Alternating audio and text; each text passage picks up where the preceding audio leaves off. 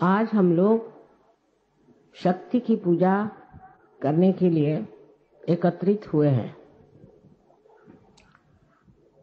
शक्ति का मतलब पूरी ही शक्तियां और किसी एक विशेष शक्ति की बात नहीं।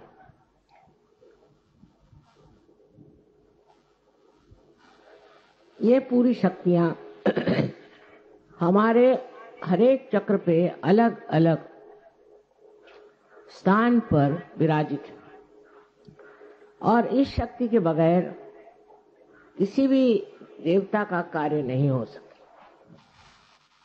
जैसे आप जानते हैं कि कृष्ण की शक्ति राधा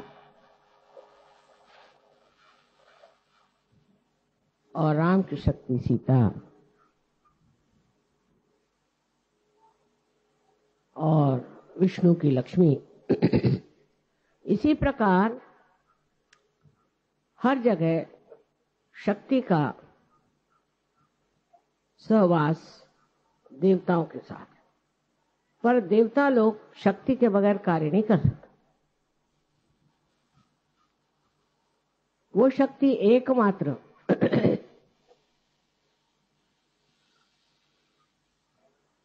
आपके हृदय चक्र में बीचों बीच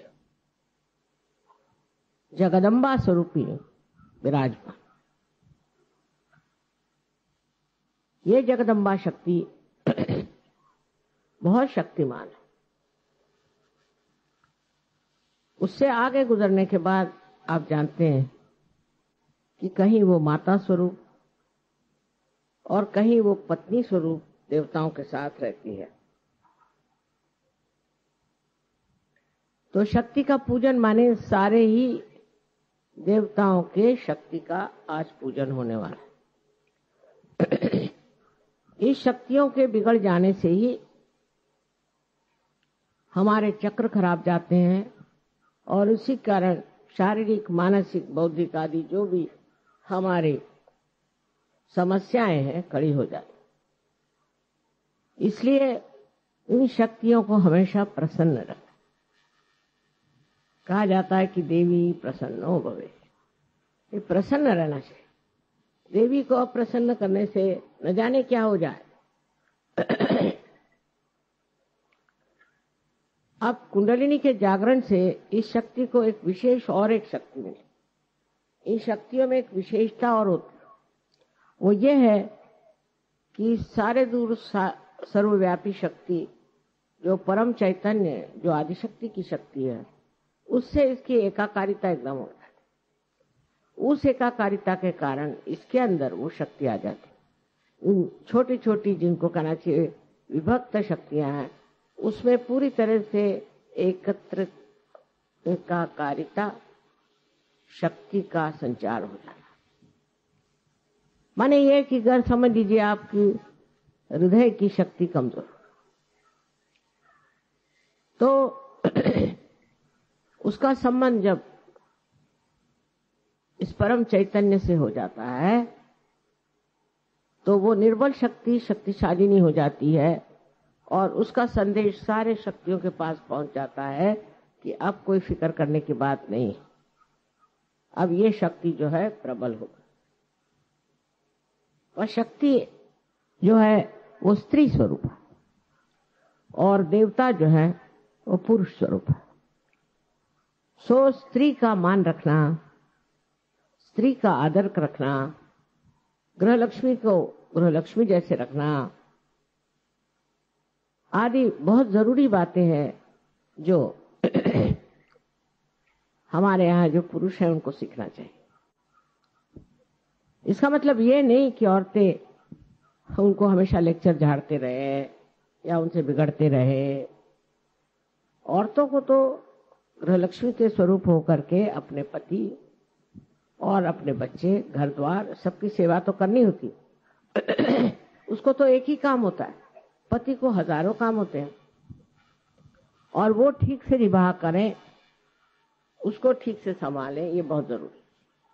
लेकिन पति का कार्य होता है कि अपनी पत्नी को देवी स्वरूप माने, अपने पत्नी को घर की शक्ति माने और उसके साथ जो संबंध हो वो निश्चल और शुद्ध हो। मनुष्य कभी कभी ये सोचने लग जाता है कि वो जैसे भी चाहे चले और ठीक है क्योंकि पुरुष है। ये उसको बड़ी गलतफहमी है। इस तरह से करने से उस पे जो संकट आने हैं वो आते, और पत्नी कितने भी वो संकट झेल रहे तो भी उसका कुछ कह नहीं सकते, क्योंकि अगर आप घर के स्त्री को सताएंगे तो वहां पर देवताओं का रमण नहीं हो सकता। घर की औरत को जिद नहीं करनी चाहिए, पति को खुश रखना चाहिए, घर द्वार को ठीक रखना चाहिए। ये तो बात सही है, पर सबसे बड़ी बात यह है कि घर की गृहलक्ष्मी जो है वो घर की शक्ति है। इसलिए उससे एक तरह की बड़ी गहरी एकाकारिता साध्य करनी चाहिए।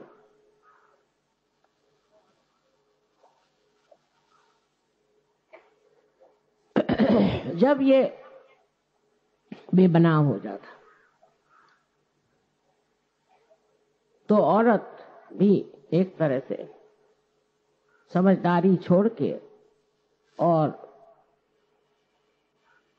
नाराज हो जाती है, कभी कभी बहुत ज्यादा स्फोटक होती है, कभी झगड़ा करती है। उससे बच्चों पे बुरा असर आता है और फिर समाज टूटने लग जाता है। समाज जब टूटता जाएगा तो बच्चे भी टूटते जाएंगे, उनके अंदर भी गलत गलत चीजें आ जाएंगी और वो भी रास्ते पर नहीं आएंगे।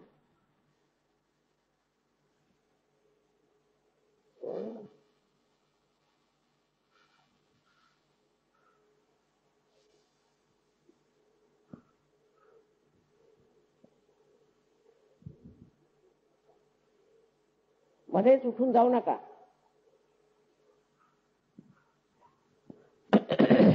और जो घर की डिसिप्लिन है वो खराब हो जाए। जिस घर में डिसिप्लिन नहीं होगी उसके बच्चे खराब हो जाए, उसका समाज खराब हो जाएगा। आज विलायत में क्या होता है, वहां की स्त्री इसकी जिम्मेदार नहीं समझती कि उसको समाज को बना कर रखना है, समझदारी से रहना है, और पूरी समय लड़ती रहती है। लड़ने झगड़ने से कभी भी घर में शांति नहीं आ सकती। शांति लाने के लिए क्या करना है, पति से सुझाव करना है, उससे बात करनी है कि आखिर क्या बात है, क्यों ना हम दोनों प्रेम के साथ रहें जिससे हमारे बच्चे ठीक रहे। परदेश में कुछ भी सीखने का नहीं है, क्योंकि उनका समाज बिल्कुल विचलित हो गया। एक एक औरत है वहां 8-8 शादियां करती है और रईस हो जाती है। उसको बस पैसे की लालच है। वो अपनी सामाजिक स्थिति के लिए जिम्मेदार नहीं। वो नहीं सोचती कि हमारा समाज मेरे सर पे बैठा हुआ।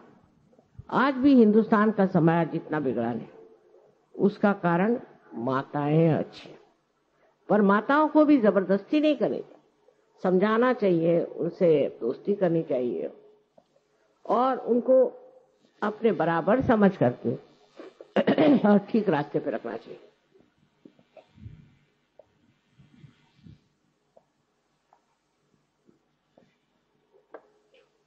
अगर हमारा समाज ठीक हो जाए तो जो दुविधाओं में हम पड़ा हुए हैं, जो हमारे हम सुनते हैं कि खून की खराबी हो रही है, बॉम्ब फूट रहे हैं, फलाना हो रहा है, इस तरह का आशंकित जीवन जो हमारे ऊपर लग गया है, उसका कारण है इन लोगों की माएं।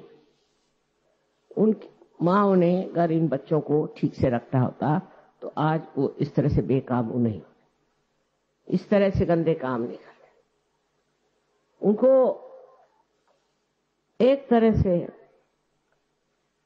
ऐसा जीवन मिल जाना चाहिए कि जो अत्यंत पवित्र हो और अपनी पवित्रता को वो हमेशा माने और उसकी स्वच्छता रखे, क्योंकि जब पवित्र जीवन होगा तभी आपकी शक्ति जो है वो चलेगी, नहीं तो शक्ति खत्म हो जाए।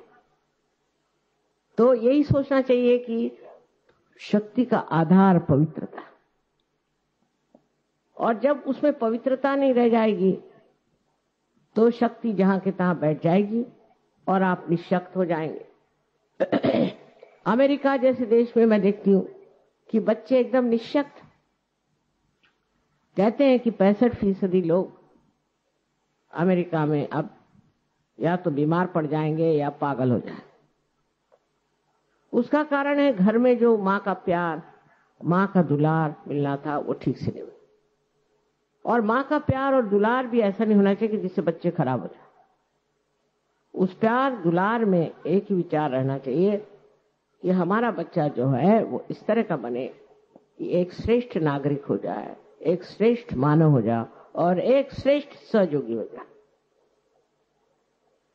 इस दृष्टि से आप अपने बच्चों को अगर ट्रेनिंग देंगे तो अपना समाज एकदम ठीक हो सकता है। और उसके लिए ज्यादा करने की जरूरत नहीं, थोड़ी देर बच्चे अगर मेडिटेशन कर लें काम कर। पर अगर बच्चों को आपने छूट दे दी तो न जाने, आजकल का जमाना इतना खराब है कि बच्चे कहीं से कहीं बहक सकते। इसलिए आवश्यक है कि आप जो औरतें अपने को सोचती हैं कि हम लक्ष्मी है, फलाना है, ठिकाना है, सबसे पहले आप समाज का आधार है। समाज की ओर पुरुष की दृष्टि नहीं होनी और होती भी नहीं, उधर औरतों की होनी चाहिए। इसलिए मैं हमेशा कहती हूँ कि सहयोग में औरतें कमजोर हैं, आदमी नहीं। इसका कारण मैं नहीं समझ पाती क्योंकि मैं एक औरत हूं। औरतों को ध्यान धारणा और सर्च के बारे में सब मालूमात होनी बहुत जरूरी,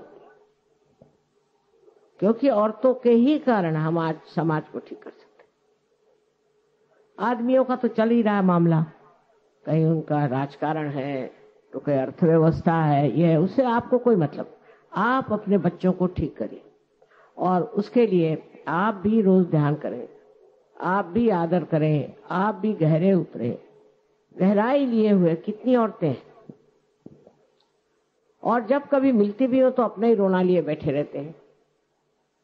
इसलिए मैं आज कह रही हूं कि अगर आप शक्ति हैं तो आप शक्ति स्वरूपा होइए और उससे जो समाज का भला करना हो करिए। उससे आपके देश का, अनेक देशों का कल्याण हो सकता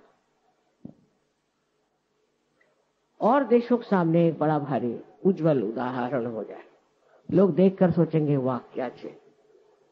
इस तरह का अपना देश अभी हुआ नहीं। अपने देश में अब भी इतनी खराबियां औरतों में आ गई हैं। एक तो फौरन विदेशी चीजों से बहुत जल्दी प्रभावित होना, सिनेमा उन्माद से बहुत ज्यादा प्रभावित होना और अपने को कच्चा दिखाना। जैसे कि सिनेमा की नटियां हैं वैसे बनने की कोशिश करना। मैंने अभी सोचा था एक लड़की के बारे में कि उसकी शादी करा दें, तो खबर हुई कि शीशे के सामने 3-3 घंटे बैठी रहती है। तो वो फिर अपने बच्चों को कब देखेगी, अपने घर वालों को कब देखेगी? वो इतने शीशे के सामने बैठने लायक है क्या? उसकी क्या इतनी जरूरत है? और इतना भी करके क्या शक्ल निकल रही है वो भी देख लीजिए। हम तो 5 मिनट से ज्यादा शीशे के सामने नहीं बैठते, 5 मिनट वो भी काफी हो गया। और इसी प्रकार फिर बढ़ते बढ़ते लड़कियां जो है गलत रास्ते पे जाती है। दूसरी वो लड़कियां जो बिगड़ गई है, जो कॉन्वेंट की पढ़ी हुई है, जिनको अंग्रेजी तबीयत जिन्होंने सीखी हुई है, वो इनको नीचा दिखाती है। उनके नीचे दिखाने से ये लोग भी उसी तरह से चलने लगते हैं। आपको चाहिए कि ऐसे लड़कियों को खुद आप सोचे कि ये कहाँ है, ये तो बिल्कुल गुलामी में फंसी हुई है। आज ये कपड़ा आया तो वो पहन लिया, कल दूसरा कपड़ा आया तो वो पहन लिया, घर में ढेर की ढेर लगा के रख देंगे। इससे मनुष्य की शोभा नहीं बढ़ती, और विशेषकर स्त्री की शोभा इस रोज के कपड़े बदलने से और फैशन करने से नहीं बढ़ती। अपनी शक्ति की जो भक्ति है वो करना चाहिए, उसको समझना चाहिए। उससे जो आपके अंदर एक अप्रतिम विशेष आशीर्वाद मिलेगा, उससे आप सारे ही प्रश्न किसी भी तकलीफ के बगैर ठीक कर सकते, क्योंकि अब आपकी एकाकारिता इस सर्वव्यापी शक्ति से हो गई। तो लड़ने झगड़ने से कुछ नहीं होता, शांति से ध्यान करके समझदारी रख के अपने बच्चों को सीधे रास्ते पे लाना चाहिए। अब पति जो है वो बहुत ज्यादा समझ लीजिए राइट साइडेड है, बहुत सोच रहा है ये करूंगा वो करूंगा वो करूंगा, लेकिन औरत को उस तरह नहीं होना चाहिए। उसको एक कैसी तरह से मैं समाऊं, समा जाना चाहिए अपने घर खानदान में, उसको समा जाना चाहिए। समुंदर है, उसको एक तरफ से दबाओ तो दूसरी जगह समा जाता है। इसी प्रकार स्त्री का हृदय होना चाहिए कि उसको एक तरफ से तकलीफ हुई दूसरी जगह समा जाए। समाना माने क्या? समाना माने एकाकारिता, एकाकारिता लानी चाहिए। जब वो ये नहीं ला सकती तो वो शक्ति नहीं है।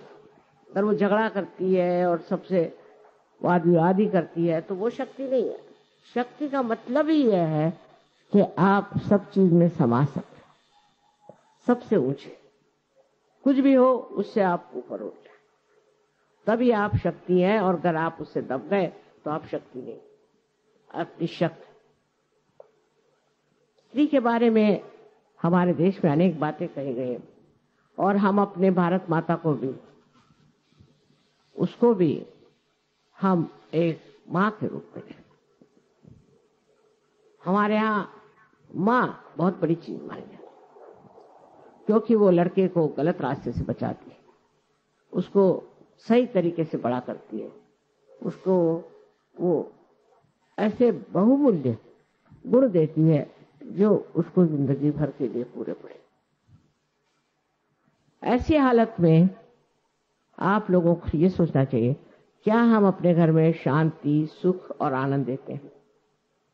घर पे पति आया और आप लड़ाई झगड़ा शुरू कर देते, या नहीं तो बस रंदो रंदो रंदो, इस तरह से एक अछूतापन। अगर आप घर में आनंद और प्रेम की सृष्टि करें तो आपके बच्चे ठीक से पनप जाए। उसी प्रकार पुरुषों के लिए बहुत जरूरी है कि हर समय अपनी बीवी से मजाक करना कोई बड़ी अच्छी बात है। नॉर्थ इंडिया में बहुत ज्यादा है, बीवी का बड़ा मजाक करते रहे सुबह शाम। उसमें कोई बड़ी भारी बुद्धि चातुर्य नहीं है, बेकार की बात है। अपने बीवी के गुण देखिए, जरूर नहीं उसको बखानिए, पर उसको समझिए और उन गुणों से परिचित हो करके और उसका मान पान सब रखना चाहिए। आज मैं इसलिए बात कह रही हूं कि बहुत सी औरतें सहयोग में आई हैं, लेकिन अब भी उनमें कर्मकांड बहुत, फलाना है शुक्रवार, खासकर महाराष्ट्र में तो बहुत ज्यादा। आप स्वयं गुरु हो गए, आपको क्या कर्मकांड करने की जरूरत है? सो जो औरतें इस तरह कर्मकांड में फंसी हैं उनको इसमें से बचाना है, उनको समझाना और उनको समझा के ये बताना है कि आप ही के अंदर शक्ति है और आप अपनी शक्ति से ही कार्यान्वित हो। आज बंबई शहर को देखते हुए मुझे लगता है कि इसमें परदेशी संस्कृति बहुत आ गई, बहुत ज्यादा। हालांकि अपने सहयोगी बाहर से जो आए, देखिए किस तरह से कपड़े साड़ी वाड़ी पहन के कायदे से बैठे हैं, सब पढ़ी लिखी बड़े घर की लड़कियां और कायदे से बैठे। और हमारे यहाँ मैंने जो देखा है कि रात दिन लड़कियों के शौक ही नहीं पूरे हो रहे। होटलों में जाना, होटलों में खाना बनाना, खाना आता जाता तो कुछ नहीं, और घूमने का शौक, दुनिया भर के शौक। एक शौक अगर आ जाए कि सबको मैं आनंद देने वाली एक शक्ति हूं, उस शौक को आप पूरा करें तो देखिए समाज बदलेगा। और आदमियों को भी इस चीज का वर्णन करना चाहिए, इस चीज को मानना चाहिए।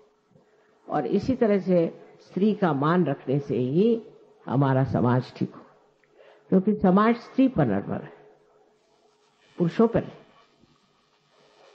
अब दूसरी बात जो हमें सोचनी है वो ये कि पुरुषों के मामले में हम लोगों ने जो देखा है वो यही है कि उनके हाथ में राजकारण और देश की अर्थव्यवस्थाएं, उस ओर भी उनको ध्यान देना चाहिए। अर्थव्यवस्था है जैसी भी है, बुरी हो अच्छी हो, देश के लिए त्याग करना चाहिए। हमें तो आश्चर्य लगता है कि हम दो दुनिया में रहे। जब हम छोटे थे हमारे पिताजी जेल में, माताजी जेल में, सब घर में कोई नहीं, और हम लोग अच्छे बड़े घरों से निकल के झोपड़ियों में रहते थे और बहुत खुश थे। सारा पैसा, हमारी माँ के सब जेवर गांधी जी को उन्होंने दे डाला। इतनी त्यागमयी प्रवृत्ति थी। हमारे पिताजी इतने त्याग में थे, उनके पास इतने महंगे महंगे सूट थे। जब वो कांग्रेस में आए तो उन्होंने चौराहे पे जाके सब जला दिए।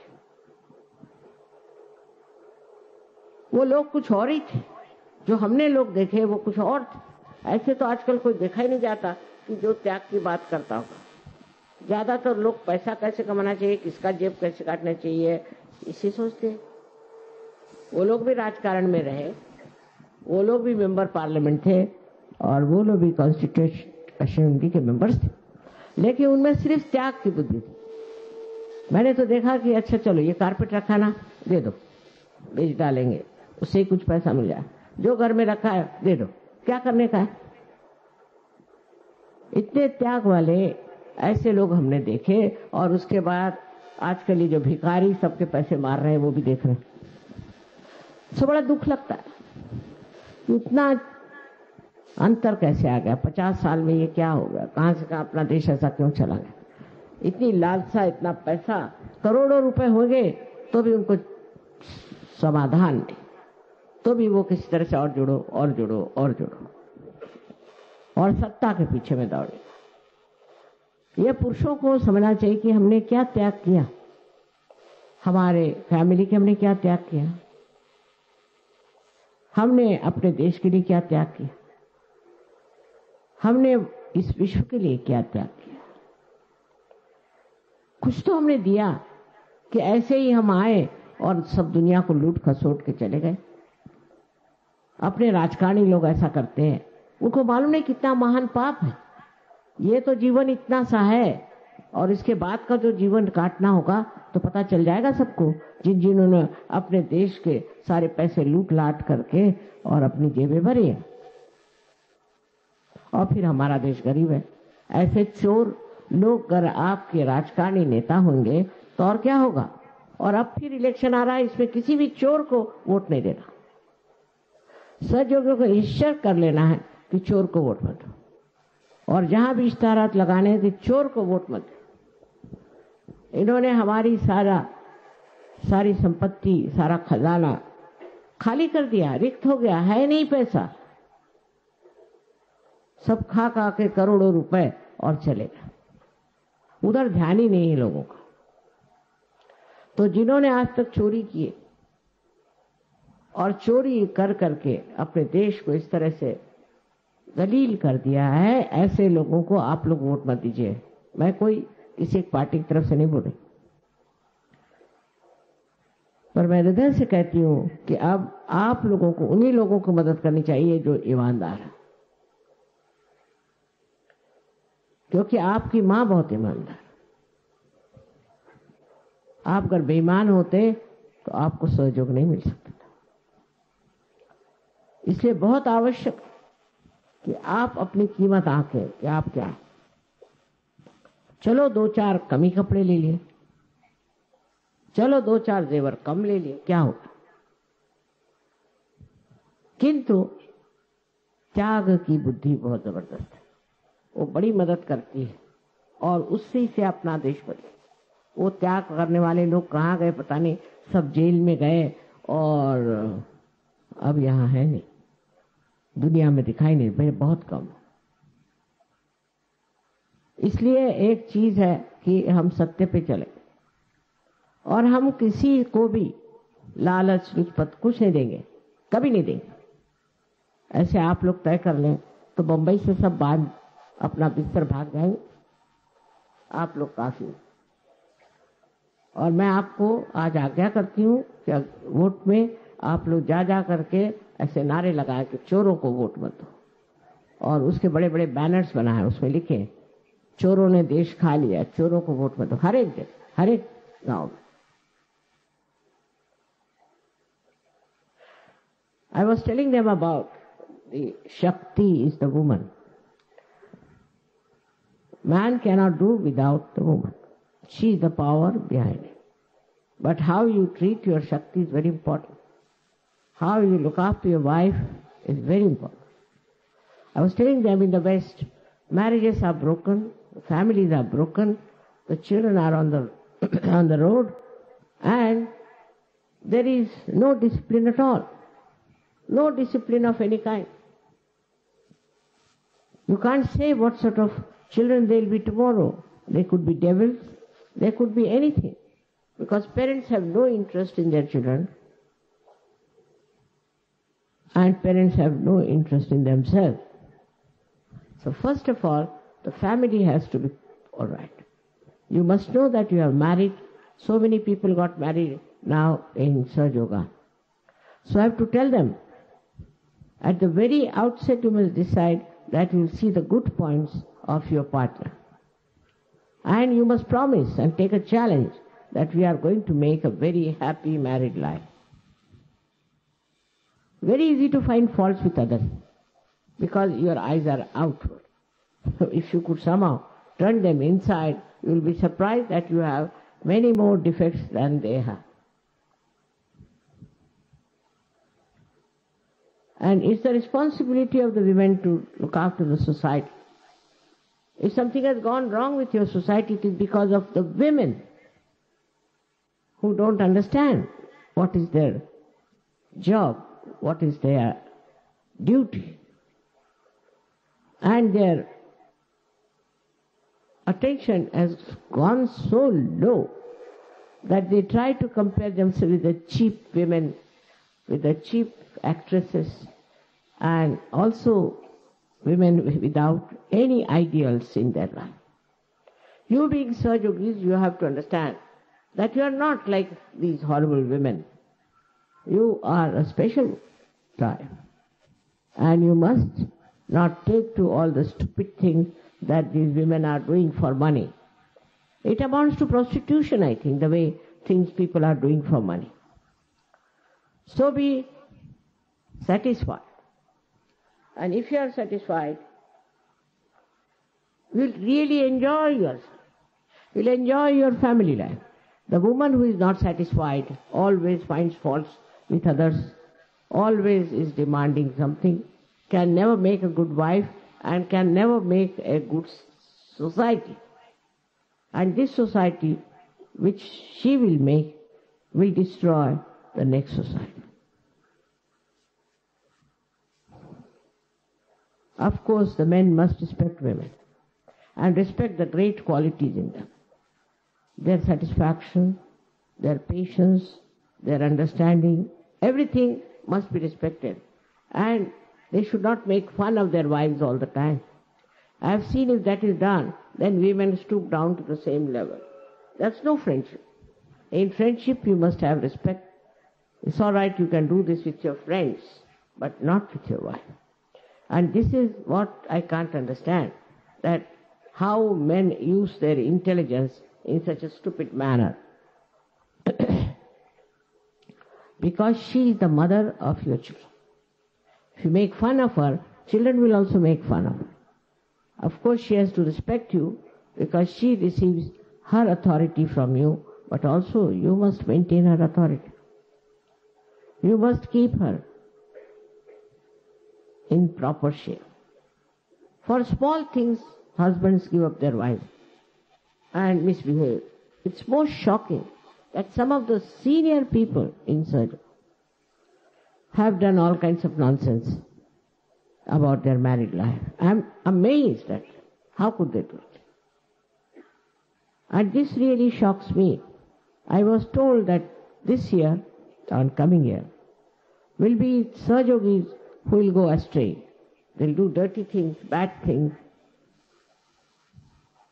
and I should say things which are not pure. And they will destroy Sahaja. If they are predicted like that, you can imagine at this age of mine I'll have to fight it. But you all can fight it by understanding that this is not your life. This is not a Sahaja life, and you have to live in a Sahaja manner. Must bring a good name to Sahaja Yoga. Not artificially, but really, people should say that if they have made any saints, they are in Sahaja. The other day also I have said that miserliness is not the quality of a Sahaja Yogi. Because he knows he'll get whatever he wants. Should go on distributing as much as he can. All this is going to work out in the favor. More than men, women are miserly. They look after their children, but not others' children, not other people. So if the women become more socialistic, it would be a better idea. And it will help them a lot to do justice to their own Shakti, because she wants, your Shakti within wants you to be generous, to be kind, to be loving. If you are not loving, then it's not going to work.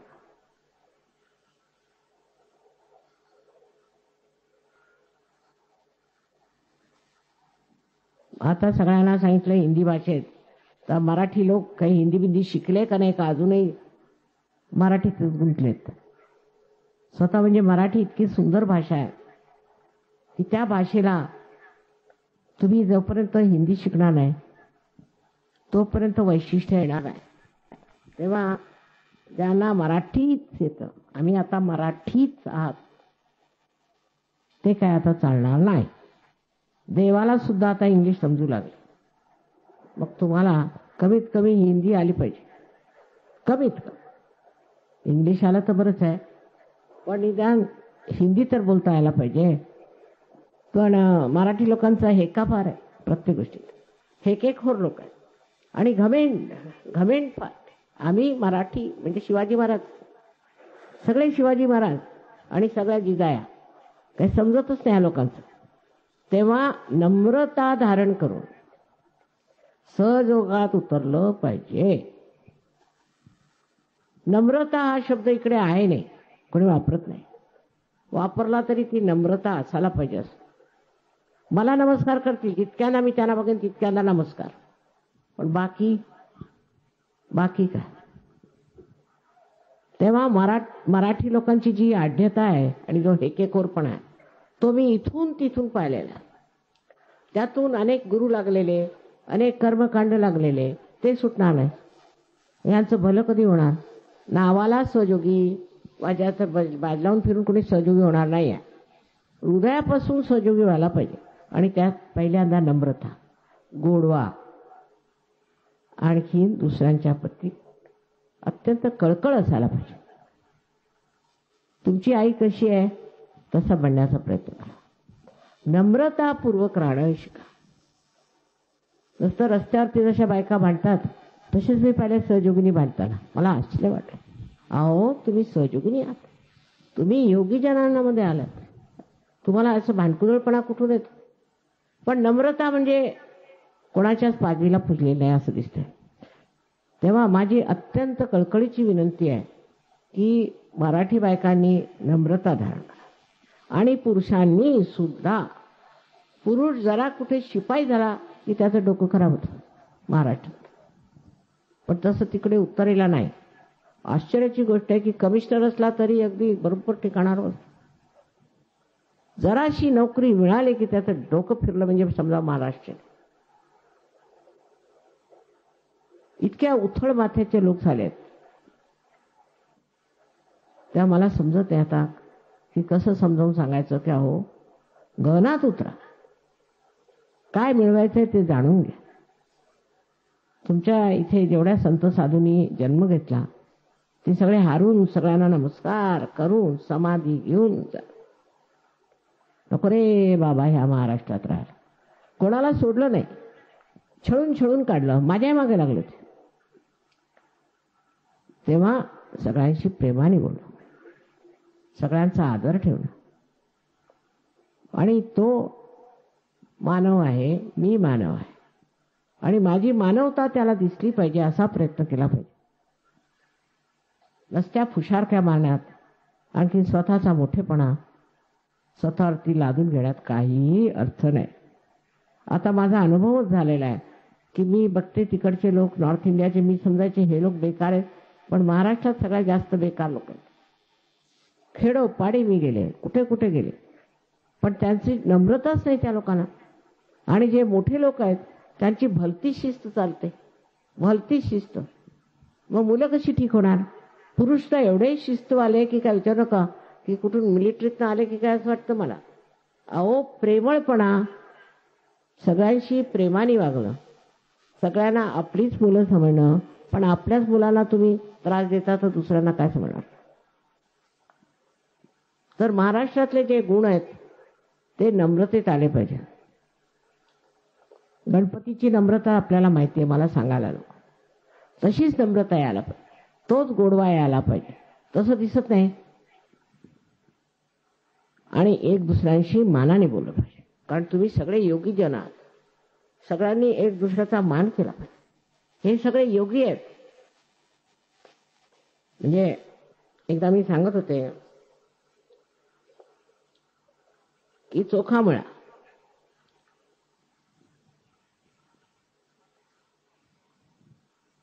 आणि ही मंडळी निघाली. त्यांचं म्हणणं हा महार आहे जातीचा. तर तुकारामांनी अभंग लिहिलेत की मी महार झालो हेच बरं झालं. अशी अनेक उदाहरणं या साधू संतांची आहेत. पण ते आले, त्यांना तुम्ही झोडपून काढलं आणि ते निघून गेले.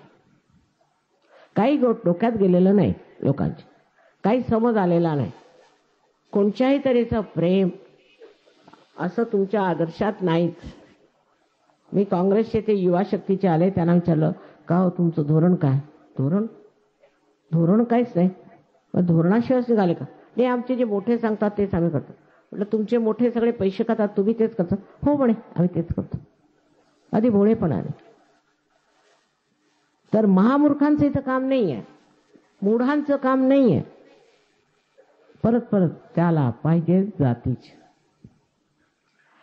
आता कसंही करून महाराष्ट्राची स्थिती नीट करावी आणि इथल्या तरुण मुलांचा आदर ठेवावा, त्यांचा मान ठेवला पाहिजे. मला मुळीच आवडलं नाही तुम्हाला रानावनात पाठवलं आणि तुम्हाला पूजेलाही बसू दिलं नाही. मी स्पष्ट सांगितलं असं करून चालणार नाही.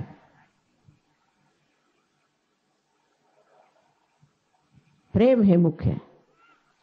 आपण किती कोणावर प्रेम करतो ते मोजायचं नसतं, नुसतं ते प्रेम वाहतं असं निर्वाज व्हायला पाहिजे. सगळ्यांना प्रेमाने आदराने वागून एक नवीन आम्हाला सहयोगांचा समाज स्थापन करायचा आहे. केलाय म्हणा, पण अजून जरासा एवढा चमकत नाही, तो चमकावला. ते तुमच्या वागण्याने, तुमच्या प्रेमाने ओथंबलेल्या शब्दांनी प्रत्येक गोष्टीने स्पष्ट होईल आणि आपला समाज अत्यंत सुंदर समाज होईल, अत्यंत सुंदर. म्हणून जे वाईट ते नकोच आणि जे चांगलं ते हवं, अशी प्रवृत्ती बाळगून सगळ्यांनी राहिलं पाहिजे. सगळ्यांना माझा अनंत आशीर्वाद.